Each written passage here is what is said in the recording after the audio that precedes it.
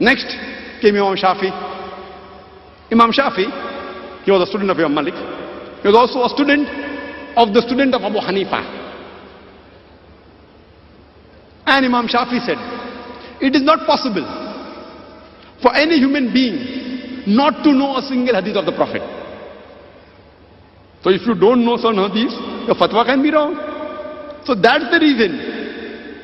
He said that if you find any opinion of Imam Malik, or my opinion, or Imam Malik, or Al-Awzari, or Al-Thawri, look at where they got the opinion from. Means go to their source. And he said, do not follow my opinion blindly. Don't follow my opinion blindly. See where they got the opinion from. Go back. And Imam Shaafi, may Allah's mercy be on him, Rahimullah, he said that if you find any Sahih hadith, that is my madhab. So the madhab of Imam Shaafi was of the Sahih hadith. And he said, if you find any Sahih hadith which goes against my opinion, reject my opinion.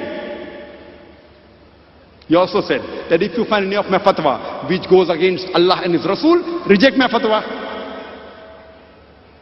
So then, if people ask me that if I'm in wudu and if accidentally I touch a woman or a woman touches me, does my wudu break? I said no. My wudu does not break because according to Sahih Hadith in Abu Dawud and Sahih Muslim, the wudu does not break. So therefore I am a Pakka Shaafi. Because Imam Shaafi said, if you find any of my fatwa, any of my opinion which goes against Allah and the opinion of the Prophet, any Sahih Hadith, you reject my fatwa. So that's the reason I'm a Pakka Shaafi. The other Shaafi, they are 60% Shaafi, 70%, 80%, not Pakka, not 100%. I am 100% Shaafi.